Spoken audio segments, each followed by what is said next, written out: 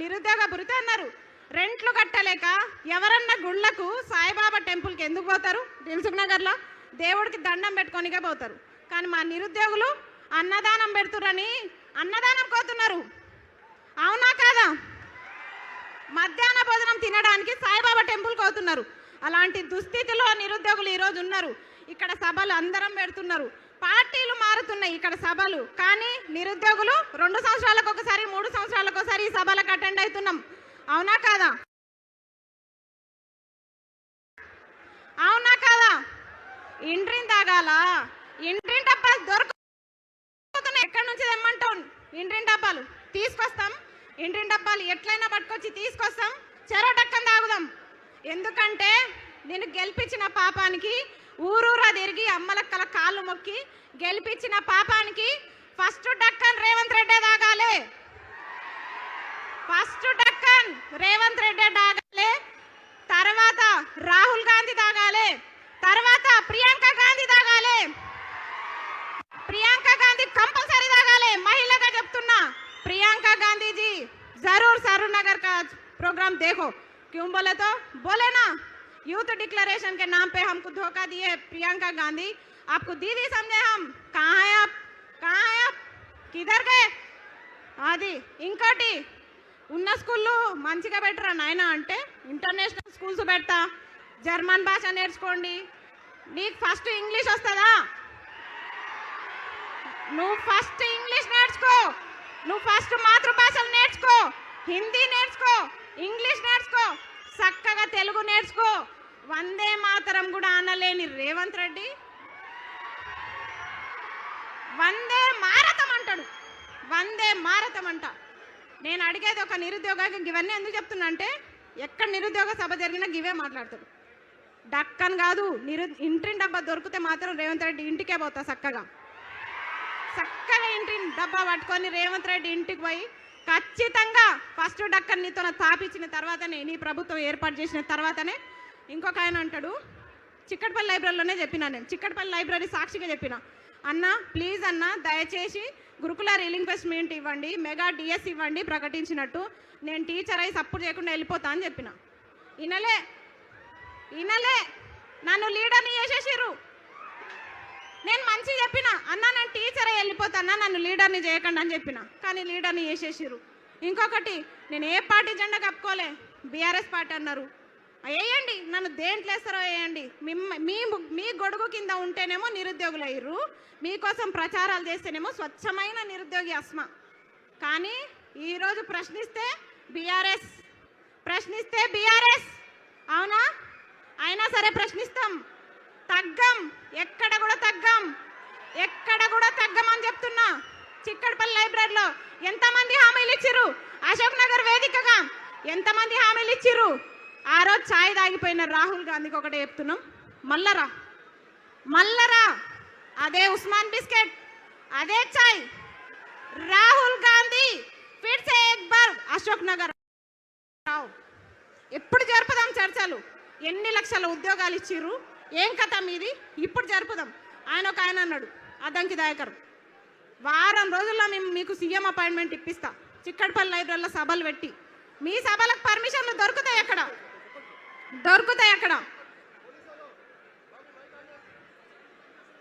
మైకాంది ఏ బాబు పోలీసులు మీకేం పని అయినా? పోలీస్ బయటికి వెళ్ళగలి, ఎందుకు డిస్టర్బ్ చేస్తున్నావు? నువ్వు వెళ్ళు బయటికి. వాళ్ళని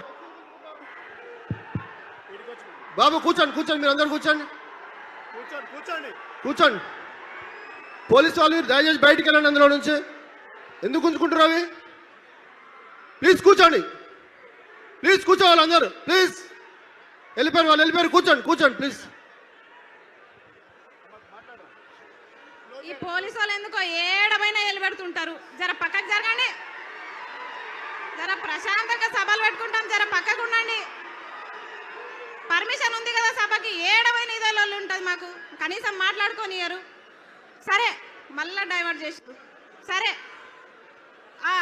నోటిఫికేషన్లు కదా, పెన్షన్ అన్నాడు కదా, సరే నువ్వు ఎట్లా పెంచావో చూస్తాం, గల్ల బట్టి బరాబర్ వసూలు చేసుకుంటాం. ఇంకొకటి చాలా మంది కేసులు పెడుతున్నారని భయపడుతున్నారు నిరుద్యోగులు. మీకు చెప్తున్నా, నా మీద ఎన్ని కేసులు అయినాయి తెలుసా?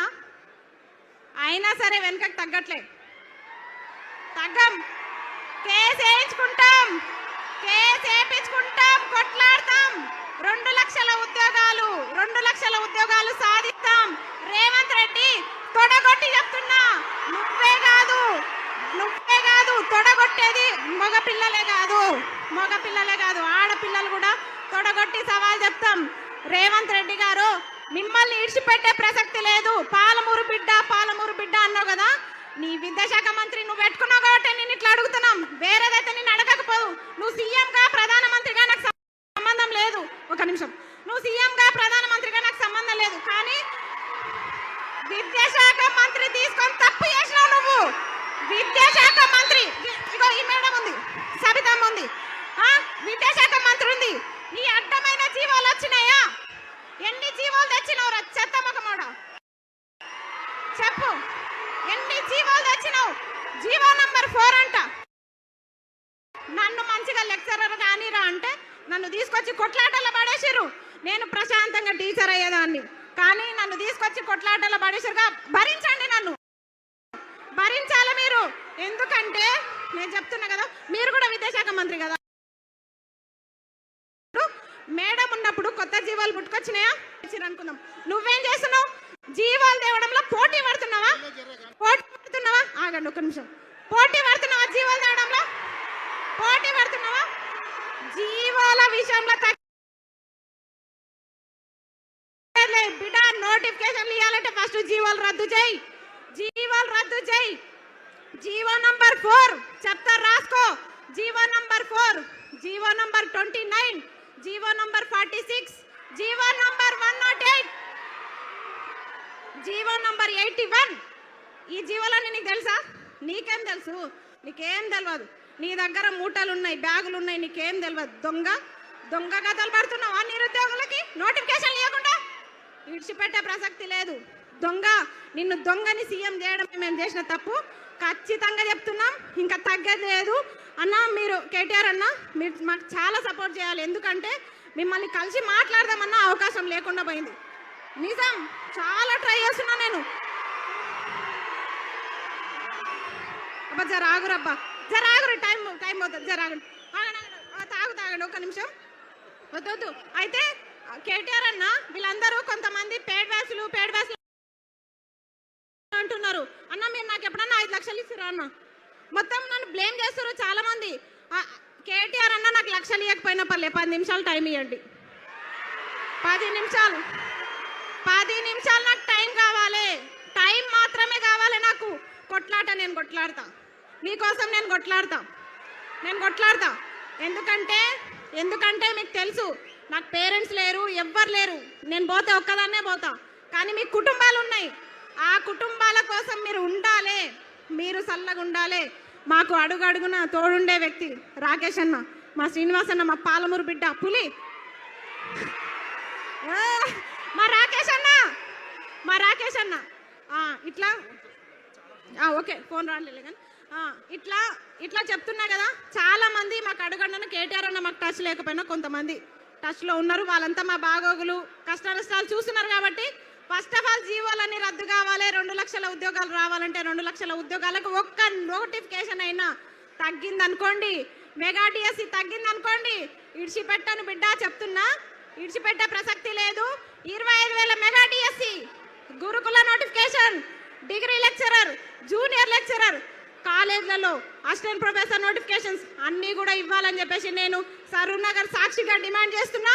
ఇంకొకటి, మల్లొక సభ ఇక్కడ జరగకుండా చూసుకో రేవంత్ రెడ్డి. మల్లొక సభకి ఇట్లా ఉండదు, ప్రశాంతంగా ఉండదు. అదేమంటారు, కత్తులు బుల్లెట్లు మీతోనే కాదు, మాతోనే అవన్నీ అవసరం లేదు. పుస్తకాలు, పెన్నులు తీసుకొస్తాం బిడ్డ. పెన్ను ఎంత షార్ప్ ఉంటుందో తెలుసా? గుచ్చితే గుండెలా సస్తావు. అలాంటి గన్నులు మా దగ్గర ఉన్నారు నిరుద్యోగులతో పెట్టుకుంటే ఏ ప్రభుత్వం కూడా నిలబడదు. పెట్టుకునే దమ్ముందా? జై నిరుద్యోగి. చాలంట, వాళ్ళు ఇబ్బంది పడుతున్నారు, వేరే వాళ్ళు మాట్లాడతారంట. సరేనా? ఏమనుకోకండి, చాలా మంది ఉన్నారు, వాళ్ళందరికీ కూడా మాట్లాడే అవకాశం రావాలి కాబట్టి ఇంకా వీళ్ళ కోరిక మేరకు నేను ముగిస్తున్నా. థ్యాంక్ యూ అమ్మా, ధన్యవాదాలు. ఆకాష్ గారు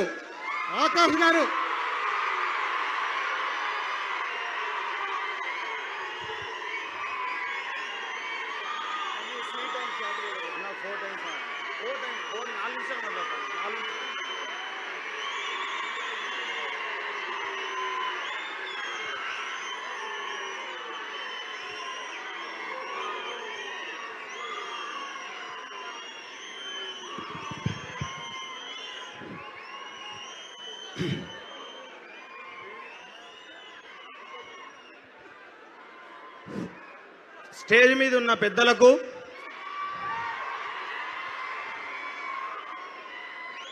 దయచేసి ఒక్క 4 నిమిషాలుంటే జరిగిన వాస్తవాలన్నీ మీకు అందరికీ కన్నీళ్ళు వస్తాయి. నేను చెప్తే బాధలకి జస్ట్ ఒక్క 4 నిమిషాలు ఉన్న తర్వాత మీరు మొత్తుకోండి. 4 నిమిషాలు నేను చెప్పేది వినండి అందరూ.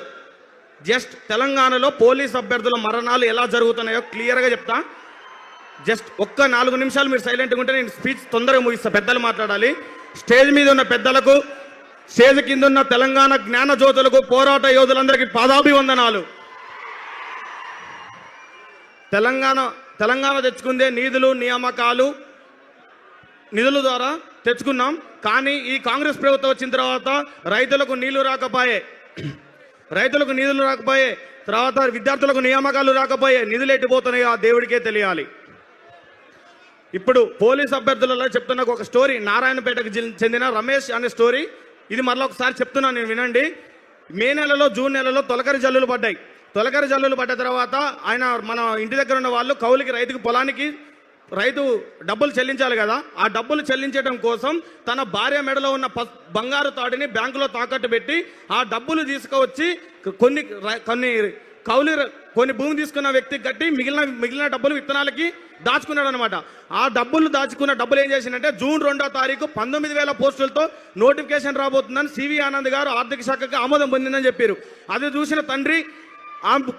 చూసిన ఆ తండ్రి ఆ డబ్బులు కొడుక్కి ఇచ్చి హైదరాబాద్ తోలితే కరెక్ట్గా హాస్టల్ ఫీజు, కోచింగ్ ఫీజు అన్ని డబ్బులు అయిపోయిన తర్వాత 5,000 పోస్టులకు మాత్రమే ఆర్థిక శాఖ ఆమోదం తెలియదని చావు కబురు చల్లగా చెప్పినప్పుడు ఆ కొడుకు మాకు ఫోన్ చేసి, అన్న ఇంటి దగ్గర నాన్నకి విత్తనాల డబ్బులు తీసుకొని కోచింగ్కి వచ్చిన, కన్న తల్లి ఏమో బంగారు తాడు ప్లేస్లో పసుపు తాడు కట్టుకొని నిలబడింది, వీడేమో 5,000 పోస్టులు వేస్తా అంటున్నాడు, నా కులానికి ఒక్క పోస్ట్ వస్తుందని చెప్పితే దానికి సమాధానం ఏమని చెప్పాలి? తెలంగాణలో ఎవరిని అడగాలి? ఆ సమాధానం ఎవరిని అడగాలి? ఆ పిల్లగాడి యొక్క గొంతు ఎంత?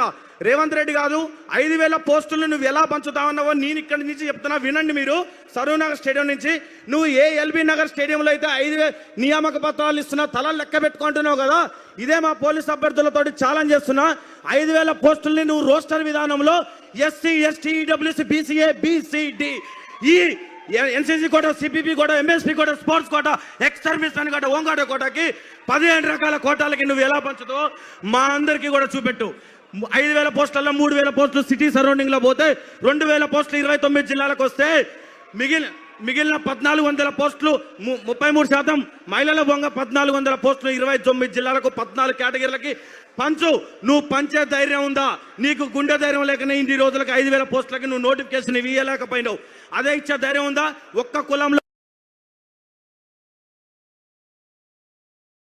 ఒక్క పోస్ట్ కూడా రాకుంటే నువ్వెందుకయ్యా పోస్టులు నువ్వెందుకు ఇస్తున్నావు?